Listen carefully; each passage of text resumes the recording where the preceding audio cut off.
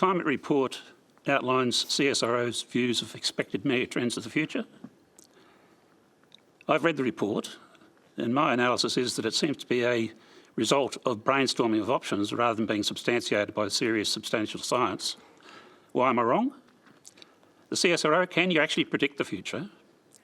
Or are the recommendations of the report really based upon an exercise of the precautionary principle? Larry. Thank you. So we dream of science being able to predict the future, and we can certainly model it, and we can model different options.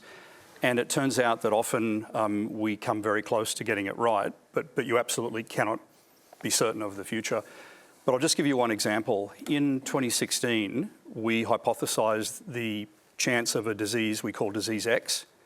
So we made a lot of changes to CSIRO, including changing the role of our biosecurity lab, the only one of its kind in either the southern or the eastern hemispheres, and made it the Australian Centre for Disease Preparedness.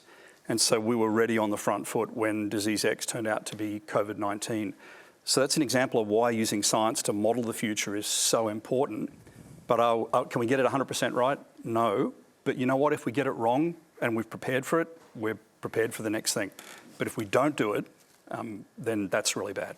Larry, so many of the mega trends that you've looked at sort of overlap in a lot of ways. There's climate change, leaner, cleaner and greener, the health imperative, geopolitical shifts and so on.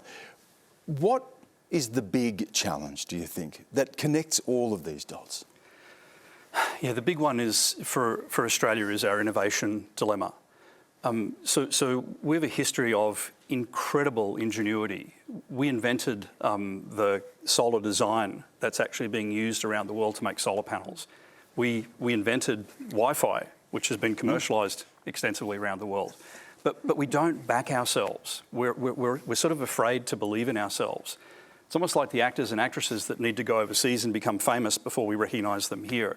But that's changing, and this is what really gives me hope. So Australian science created a solution to reduce 15% of the entire world's emissions, those that come from cattle. And this is it, it's called Future Feed. Now that's a gift that Australia has invented and created for the world to reduce emissions. But this time, Australian companies like Woolworths, universities like JCU and organisations like GRDC teamed up with CSIRO to make the science real and turn it into a series of Australian companies that employ our children for the future, to grow jobs and use innovation of science to solve a major problem. We need to do more of this, but for some reason we're a bit afraid to. Peter, that's more than the precautionary principle, isn't it? That's trying to get on the front foot. Are you more satisfied or reassured after that answer? Look, it's a very complex question. The precautionary principles is sensibly applied if you're trying to prepare yourself, as Larry has said.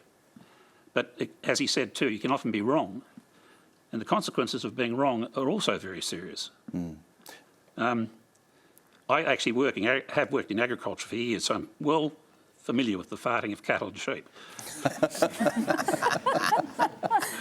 And that's not an easy problem to solve, because you can come up with all these miraculous cures, if you like, but when it comes to actually applying them, and I've seen this happen time and time again in agriculture, they're very difficult to actually implement. Yeah. I'll go to Jenny on this too. Just picking up on that point, you can prepare, Jenny, but it is difficult to meet all eventualities. And coming into power at this moment, when we have war in Ukraine, we've got potential economic recession or even worse facing us around the world, and of course there is so much uncertainty around climate and COVID as well. How do you prepare yourself for this? What I like about Peter's question is he's really thinking about not just the science, but what do we do about it? And what I would observe about the report, which I'm actually a big fan of, is that it actually integrates decisions that humans are making with scientific analysis about the options and technologies and pathways available to us. Because the truth is we're not really just trying to predict the future. The report asks us to think about how we will shape it. So Stan, yes, as the report points out, significant geopolitical challenges, very significant resource constraints, including our carbon budget.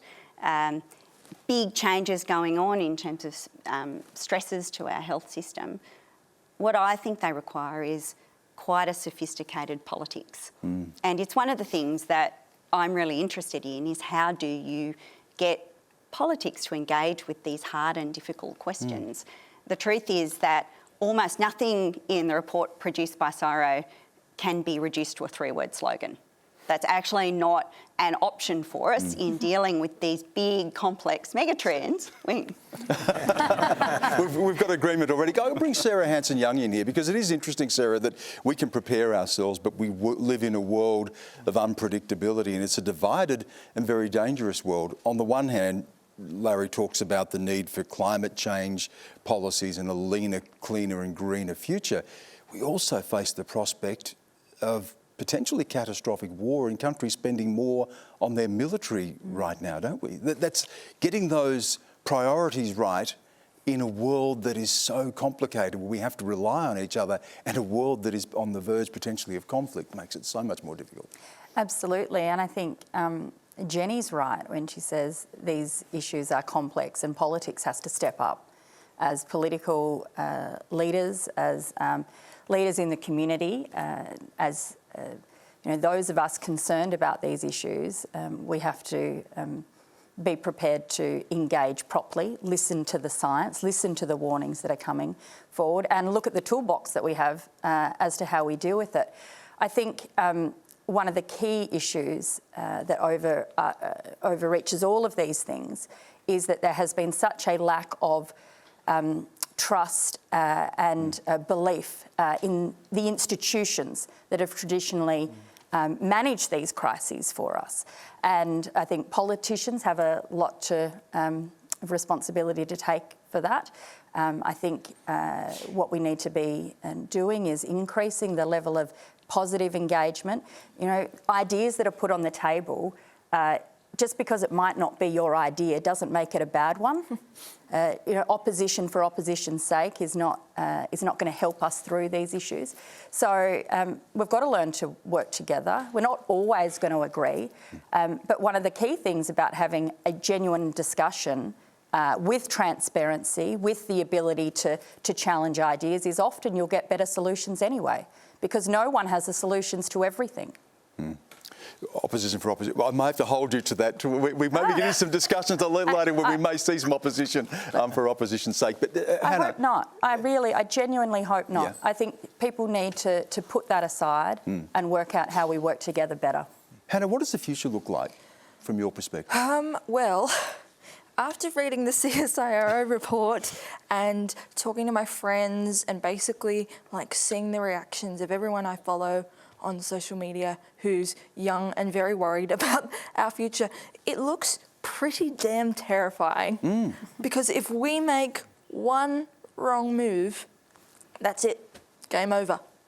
And it doesn't, we can talk about all the complex problems in the world, and I've said this before, but I'll say it again, none of that matters if we don't actually have a planet to live on.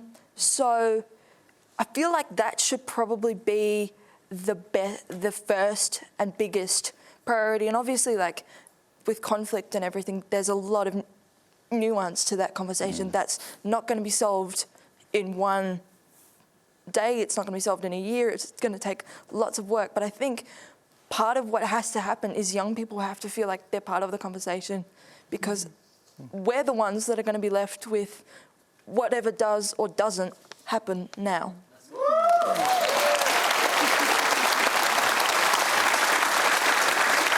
Well said. How do I come up after that one? Yeah. Because I'm in that technology stuff, so that's my career, my life for the last 30 years. I believe, and in that report they actually talk about technology is our friend and how we can move forward on it.